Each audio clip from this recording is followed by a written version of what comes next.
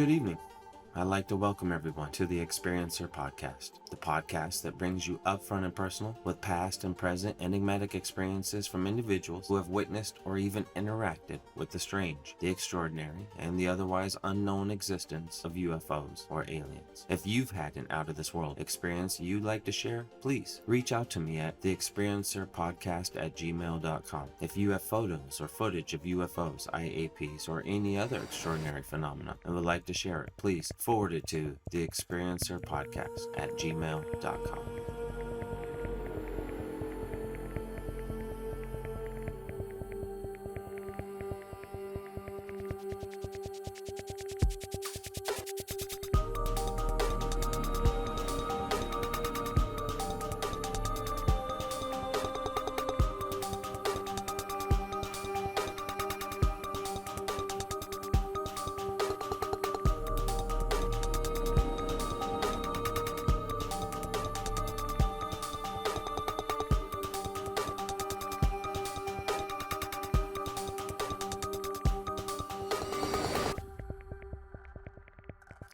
I am humbled to be able to broadcast with you all today and share the following experiences.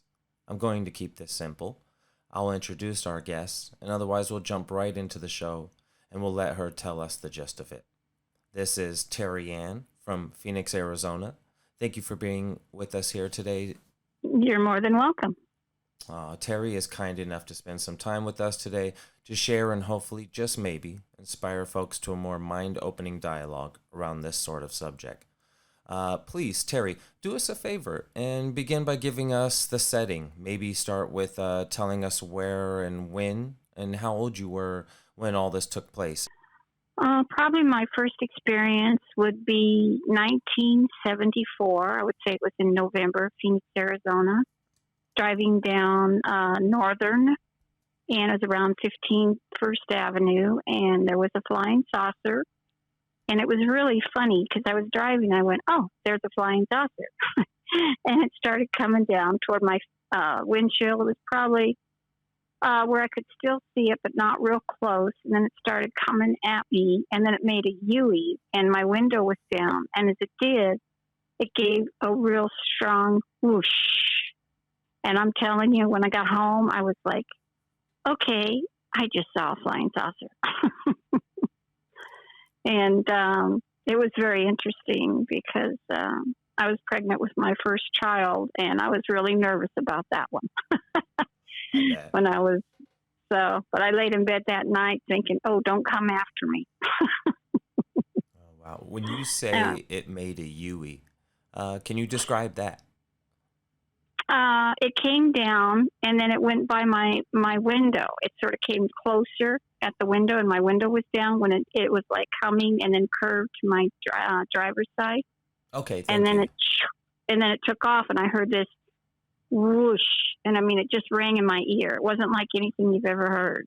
So you were driving down like a regular street, not a highway or... No, a street. And so it sounds like it was coming at you towards your car at your passenger or at your driver's side window, not at your windshield. Is that correct? Well, first it was coming at me in front, and then it came around and swerved at my window, like, so and it was a little lower. Yeah. And then it went whoosh and took off up into wow. space. Okay, so it almost like it flew over you and then whooshed past your driver's side window. That's it. And can you describe it all for us? Size, shape, color. Did you see, was it circular? Did it triangular? Probably about 9 o'clock at night, and it was dark, and it was a dark street. So all I can say, it was just bright lights around, like how do I put it? Like a circular lights, just spinning, and then had just taken off. It wasn't like a bunch of lights. It was like one light that kept, I guess you could say, but it just sort of like stayed that way. A solid glowing light that turned, or did a... No, it was like light all the way around it. Oh, around its edges. It wasn't blinking. It was just all like, it was like a light bulb to it. Yeah, like a glow. Yeah, a glow. Thank you. A glow. Okay, excellent. I get that. Went from when you first saw it approach to when it whooshed overhead of you. How long do you think that was? Um, 20 minutes. Wait, it lasted 20 minutes? Well, I was driving for about 20 minutes. Yeah, I would say about 15, 20 minutes. You saw it Had that my long in front of you? Well, it was maybe 10 minutes. You're talking a long time ago. Right, right. Um, But still, that's quite a long time. So were you sitting because still at all, or you were driving the whole time? no, I was driving the whole time. That's what was funny. I just went, oh, there's a flying saucer. So did it pop up and then maneuver ahead of you, or did it stay in your vision for like 10 minutes? Good question.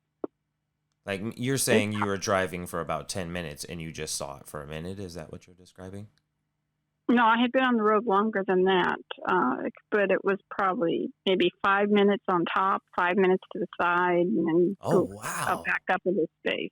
Oh, wow. So it was in front of you in your vision for a Well, good minute. I could see it at a distance, okay? Figure this out. I saw, because I looked at the sky and I'm driving. It's dark and I go, oh, there's a flying saucer. But the only thing it decided to come at me. What made you immediately identify it as a flying saucer? Was it just that it was a single pulsing glow versus plain, blinking plane lights? Was it because... No plane. No, it was a definite And you could saucer. identify it moving from the very beginning? That's why you knew it was a saucer? Or what made you... I did, yeah. You could tell. It wasn't no... It was just moving fast enough and smooth enough that you knew it was going way faster than a plane or something to that effect. Right. But to verify it, I went to my friend's house about a month later. And what happened was her brother was in the backyard the same night because he was saying, Terry, I got a picture of a flying saucer. I go, what? And it was my flying saucer. And he sent the picture to NASA. So that right there, I even saw it in, when he showed me the picture. And you describe it it only whooshed. So obviously it was very silent. You didn't hear any roar of an engine, nothing like that as it flew over. No. Mm-mm. Tell me a little bit, if you will, about the friend whose brother sent the photo to NASA. What did that... You immediately identified it, obviously, as your saucer. Right. Oh, yes, it was it. And NASA, they didn't want to say anything about it. He said they were, and the brother was not, but he was like probably 17. We're not talking a little boy here, so he knew what he was doing. So he was just saying NASA didn't want to discuss it any further. Wow. Is there anything else that transpired about that story that you recall? Anything else that stands out? Any thoughts about when it flew over you? Well, I had a couple of girlfriends, and they were, I don't know how to put it, but they were bound and determined. They would go and sit on a mountain and hope that they would see a flying saucer because they thought, oh, we could go. And they were just flying saucer fanatics. I mean, it was in my brain, but I never paid attention. So I guess when I saw that, I said, well, there's the flying saucer. And I'm thinking the girls needed to see that, but they didn't. Wow. So obviously hanging out with these girls and their ritual of trying to summon flying saucers was prior to this incident? Yes. Interesting. Very cool. Now, may I ask you one other peculiar question? That night driving home, when you saw that saucer, you mentioned you were pregnant. You didn't have any missing time by chance from when you saw the saucer and got home, or from when you left the one place and then, got to the second place? You didn't notice or experience any missing time, did you? No. Mm-mm. Very interesting. And tell me, has there been any other experiences of the same kind since? You did mention hanging with these young ladies who tried to summon. Is there anything else you'd like to share about that?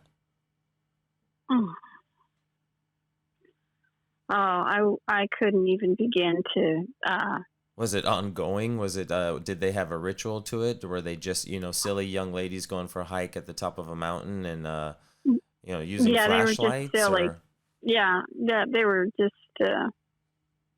I can't even remember. What I would do is I would babysit the kids, and they would go on their trip. Oh, interesting. Okay. So they were older than you, or they were Uh, friends? they were friends. Yeah, Okay. And they just called you, Terry, we need you to watch our brother. We're going up to the mountain to summon aliens, huh? something. Yeah, that's about it. That's They just, interesting. yeah, yeah. It's sort of What crazy, what but inspired that, do you think? Did they ever share anything? they had other friends that were sort of strange, into past lives, sign, all kinds of stuff. But Oh, well, so um, strange to the average person, but they were into interesting or new age or New Age, that's perfect. Yes, sir. there you go. Okay. So to them they were kind of on some transcendental or hey, let's go up to the That's mountain, perfect. Yes. try to medium up to these guys. It's closer to them Yeah, up they there. had a medium that was a friend of theirs. That's a good way to put it. She was a medium. Oh, interesting. Okay. Okay. Wow. And then your deal happened afterwards. So you're like, "Hey, ladies, you're missing the real experience over here, huh?" I actually never told them. Oh, yeah. They would be so mad at me. So just a little jealous. Oh, so how about any other, if I may press again, any other UFO experiences since then? Jumping. Yes, I had an experience. To sum it up, I had a dream. I was very sick. I had not watched any movies, anything to do with aliens or anything. So you're talking from 74. This was 1979. And I was ill. I was actually quarantined at my parents' house. Okay. The kids were with my mom's housekeeper at their house. And I went to sleep and I had a dream. And it was so vivid that I can't forget it. It What was a what were flying you saucer. what were you well, I'm sorry to cut you off. I'm so sorry. What were you sick of? What were you, if you don't mind me asking? I was working two jobs. I was going through a divorce. And so I had my children in the nursery. And during the day, and in the nursery, they had a breakout of hepatitis. Oh, wow. So, being the mother I am, I thought, okay, I better get a shot. Well, I got the hepatitis shot, and within 24 hours, I had hepatitis. That's why my kids, I was in quarantine. Instead of going to hospital, I went to my mom and dad's house. Okay. Okay, thank you. And back to the exciting part. I'm so sorry. No. And so I went to sleep, and it was like a movie. I mean, it wasn't. As I said, I haven't watched anything like it before. So a flying saucer had landed, well, a spaceship, and it was very vivid. It was because my parents had this, the driveway, and then right next to the driveway was this patch of grass, and it landed. And the next thing I know, I'm put on a gurney, and it was like the door opened, and it was like an escalator. And I went up, and when I went into the spaceship, I wasn't frightened. It was a very warm, loving, it was really strange. It was a warm, loving experience. And I saw all these lights and boards, everything was like, lights, and they were around me. And they weren't like touching me. I was under they had me covered like a white, not like a sheet. I don't know. I remember it's like a soft cloth over me. Okay. But they were putting like, it had like cords, but it had something, but they wouldn't touch me. Anyway, they did their thing on me. And the next thing I know, they pushed me down the escalator, and brought me down. And I opened my eyes. I thought, whoa. Okay, that was a dream I won't forget. Keep in mind, I was jaundiced from the hepatitis and yellow and everything else, Oh, fever. wow. So when I was like, wow, I opened my hands and both my hands was like full. It wasn't like diamonds, but it was like, I don't know how to say it. My hands were absolutely full of sparkles. I mean, both of them just I kept, what in the world? I was shaking my hand. I was trying to get rid of it and waiting, and it was just glowing, my hands. But the interesting thing was I was healed. My skin was white. My eyes were white. My fever. I remember I says, Mom, I can go home now. How did your But parents react? I mean, obviously not necessarily to you telling them, but to you looking better the next morning all of a sudden. there were, yeah, God healed me. That was just the idea, the feeling, the sentiment. Yeah, I wasn't about to say a spaceship to her. She would have thought, okay, Terry, it's some medicine. Understood. Fair enough. But yes, that's what happened, and it seems number 7 seems to be my number for things to happen to me. Again, I don't know if you got my text last night. This is episode 7, by the way. See, well, there you go. Well, I was born number 7, so. Wow, interesting. Pretty awesome. And it was in the 70s when everything happened. Thank you. So this last episode, you mentioned glowing hands. Did it feel like some kind of, I'm reaching a little bit here, but did it feel like some kind of ointment that they put on you? Were you literally glowing, sparkling? What kind of It was, okay, when I opened my hands, it was like every part of my hand, like somebody had just put sparkles on me. And it was in my palms. It was in the inside of my fingers. It was just totally sparkles. Glitter, glitter, glitter, but it wasn't. It was, Because I said, did I fall into some glitter or something? No, I didn't. Were you afraid at all? No. And when you woke up in the morning... That's one thing about me. I don't know what there is. There's something about me that seems to be cool and calm. I like that, Terry. How about in the morning? Was there any residual or residue on your hands at all in the morning when you woke up or when you came to?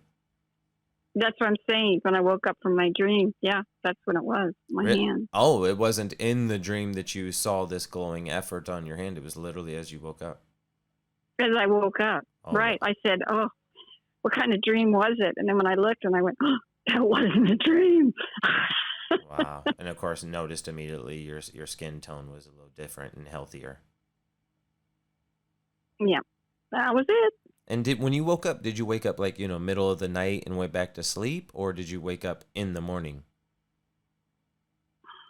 I woke up in the morning.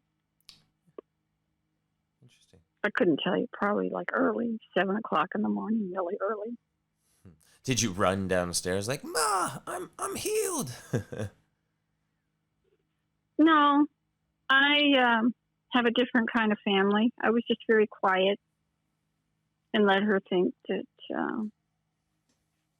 God had healed me. Indeed. Overstood. If I would have told her a spaceship, oh my gosh. Okay, Terry. You'd go from quarantine to the asylum, huh? There you go. No doubt. I was very quiet about my life. I understand. Well, thank you. Thank you for, taking the time and the energy to share with us today. Have you had the chance to share this with anybody else, close to loved ones or otherwise before? No, it's interesting. It's just now, I guess the time, between everything that's going on in my life, I guess it's the only thing I can say is I know they're out there. They're friendly. Not be afraid. And if they are, they're just trying to send a warm, loving message. And they did look like aliens, and I'll leave it at that. But I didn't have any fear.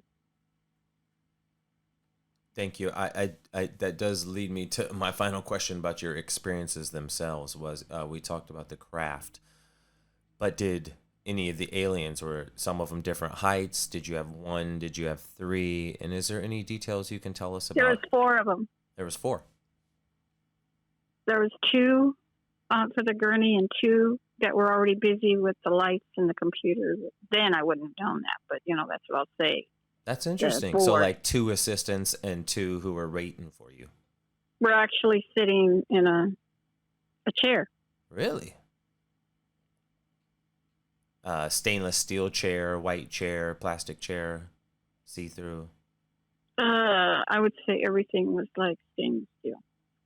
Nice. Interesting. So 4 total. That's really peculiar. And how about their look? Were they all the same height? Was the ones that brought you in taller or shorter versus the ones that were waiting? Oh, you're having me go back. I am. They didn't have clothes on because it was like aliens. I can't explain it. I mean, their little thin bodies was their clothes, I guess. And please, I know not only was this 40 plus years ago, but also you may have been drugged, you may have been under it, obviously not in your fullest awareness and potential. So I was under no drugs whatsoever. No, I mean not your own drugs. The way that we describe our experiences with them is very much similar to how we tranquilize and or use anesthesia on a patient. The only thing that I'm thinking, which take it for what it's worth, is there is no time with them. And I did have that light on my car with me. Mm-hmm. So who knows? As soon as I got ill, they thought, remember that lady way back when? Because that was just uncanny. So you don't think that this experience of them... It was all meant to be. You don't have any other prior or since close interactions, experiences? Those were the only close encounters, or you've had others since? I've had, well, it's up to you. I've had spiritual encounters, and I've had and then I've had the alien encounters. Right, but these are the only 2 alien encounters, or have you had any since? No. And by all means, I'd love to hear, if I may delve into it, and that's up to you. So please, you don't feel that you have to. I like to ask a bit about the spiritual encounters, but so to wrap up the UFO, the alien encounters, do you feel or interpret, think or intuit that this was a lone encounter with them, or do you think that they might have, maybe there's some other things you do or don't remember, or do you think there's anything else going on? They could have done something with me. I don't know, but I wasn't afraid when I woke up.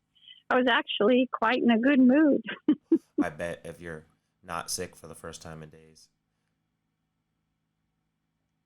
Okay, so let's allow me to move forward then, and I will say my follow-up question is usually, have you ever had paranormal experiences of any kind? So even if they're spiritual, please, if we may, I'd love to hear a little bit about that. Well, fasten your bootstraps.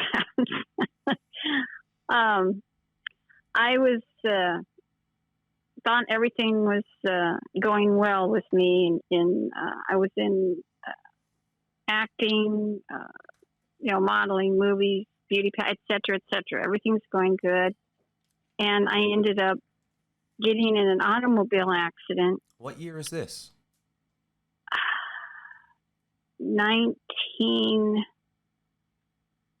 Okay, hold on here. Wow, you know what? I mean, you're getting me thinking now, because I was 24 and that was 74, so it was actually the same year. Just realized that. How about that? You were 24, That had and to, it would have been yeah, it was 1974 when you probably, had the first child? uh, she was born January 21st, 1975. I was pregnant, so it was 1974. So this was, well, let me explain. Could have been 70. So I was 24 years old, September. Mm-hmm. Makes sense. Okay. When I got in my accident, I was turning left. And for some reason, I don't scream or kick. I was very comfortable. I saw this red vehicle coming, and I was making a left turn, and I knew I was going to get hit. And all I did was put my head down. And I said, I wish I could put it in reverse. And I started saying the Lord's Prayer. At that moment, I was taking an out-of-body experience, and I will never forget this. It was like I was floating, like the parts of my body.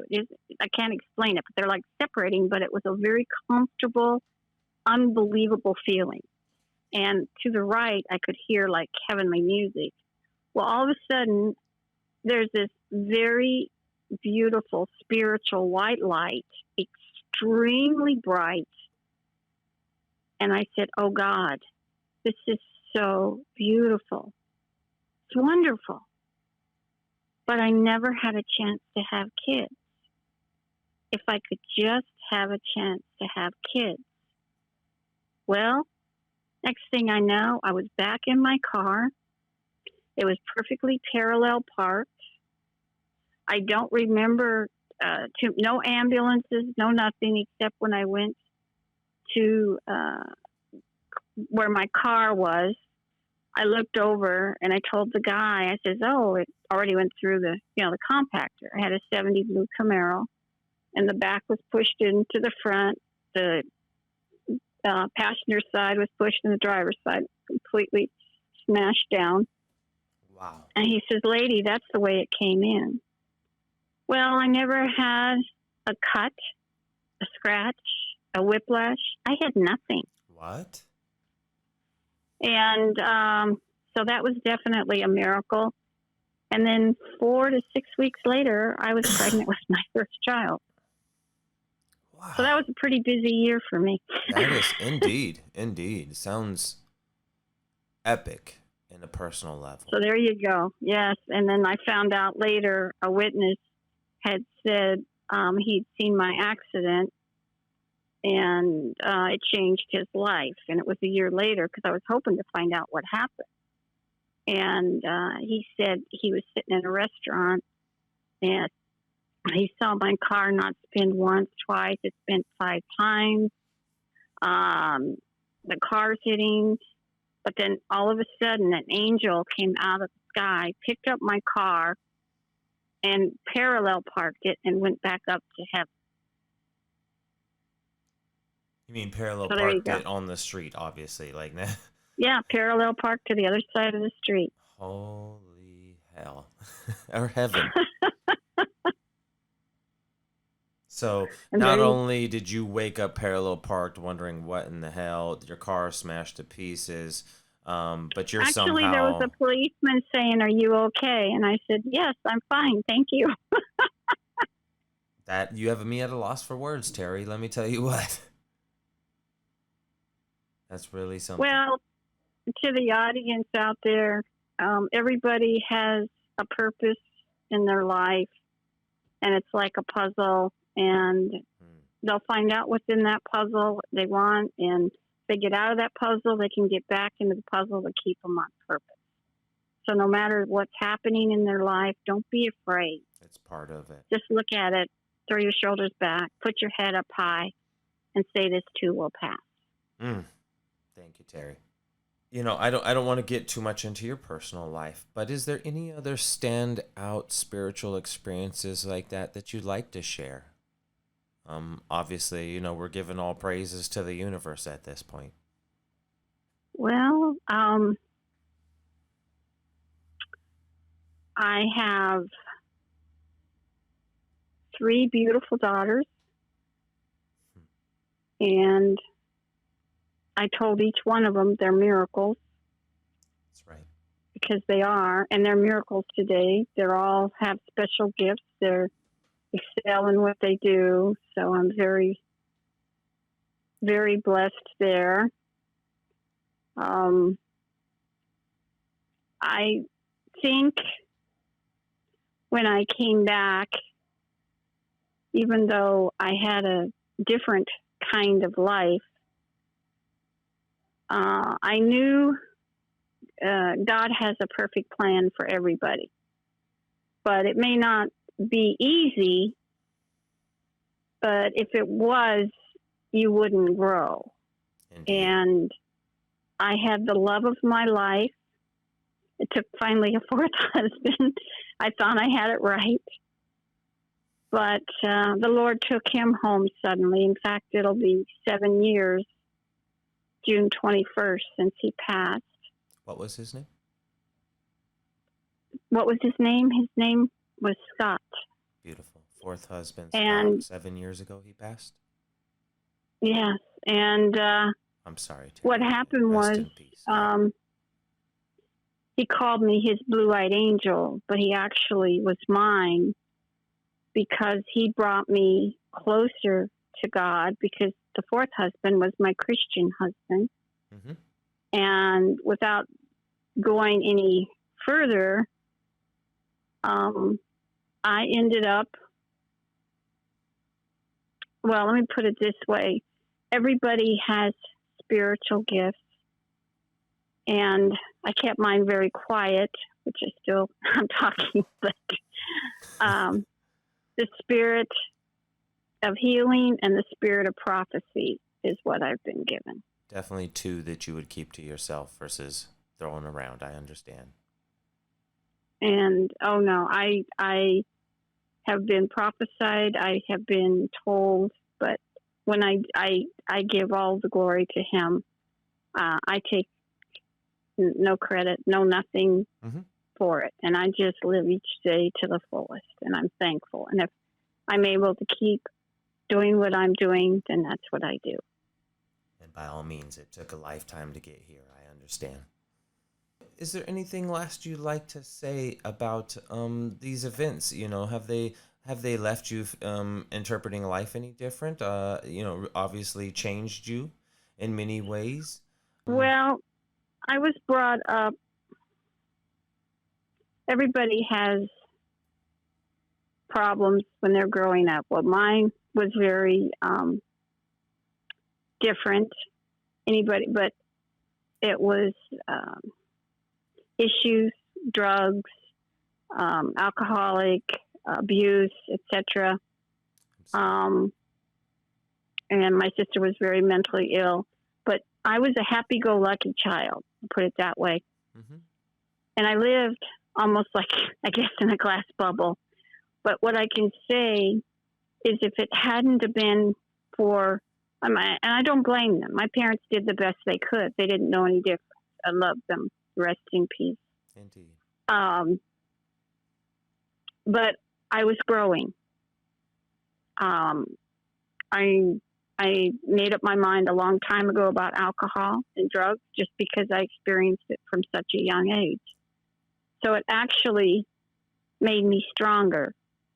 So they more or less call me a survivor. Beautiful. Beautiful that you overcame. The most wonderful thing is to have passion in their heart and love. You got to have love. You have to have love in you. Indeed. Love your enemies. Love everybody. Right. That's the challenge. Because hatred does not solve anything. And it just keeps repeating, doesn't it? Mm-hmm. It'll eat you up like a disease. Indeed. And cause them. And cause one in our bodies and minds. May I ask another question in relation to the spiritual and the UFO experiences? Terry, has anyone in your family, mother, father, anybody's, experienced anything similar? No. I was actually brought up from a wealthy family, so I would say the nannies that we had are the ones that protected me, if that makes sense. Mm-hmm. I wish I could say that my mom said she loved me at night and say goodnight to me, but she never did, nor did my father. But that was just the way they were in those. I don't know. Yeah, folks were tough. But in turn, days. I always told my kids, though, I love them very much, and I hugged them, and I made sure how important they are to me. Yeah. So I'm a grandma, mother, grandma, and a great grandma. Now that's a survivor and a beautiful full circle. I have one final question, Terry. I ask this of everybody, and it's a really simple question, really simple follow-up. Helps our listeners interpret, the data points here. And that this final question is, have you ever reported this to any agency such as MUFON, National UFO Reporting Center, anything like that as far as your UFO encounters? No, I never have, because it was just something that was just sitting there. Maybe this was the time was to come out, was to tell you, because I just thought, oh, well, I'm not that way. I wasn't going to say, hey, get this story. It's because it was the right time. I'm supposed to share it was now. If I had shared it then, I may not be sharing it with you now and having a whole different outlook on it, because I'm not there to say, oh, let's see what we can do. That's not where my heart's at. Mm. Well, I certainly appreciate you again, Terry. Especially that you haven't reported it, that you haven't had many to share with. I thank you. Thank you for sharing it with us. And hopefully it will bring some edification to folks if they haven't experienced that this is real. It wasn't a hallucination. I did see this in the sky, or I did experience the spiritual encounter that saved my life. It was real, and therefore, the endowments on life and the worth of life is rich and real. So. Can you share that with me? Indeed. I'll share this episode with you as well. Terry, thank you so much for coming on the show today. We really appreciate having you. Well, you're more than welcome. You have a blessed evening. Thank you. Thank you so much, Terry. Talk to you soon. Bye-bye.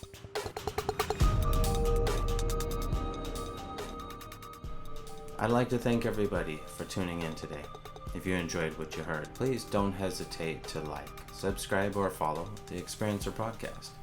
If you have an experience you'd like to share, you can contact me at theexperiencerpodcast@gmail.com. Also, the Experiencer Podcast is building a companion website that will showcase and feature any and all accompanying photos, footage, or details allowed or submitted alongside episodes featured on our podcast.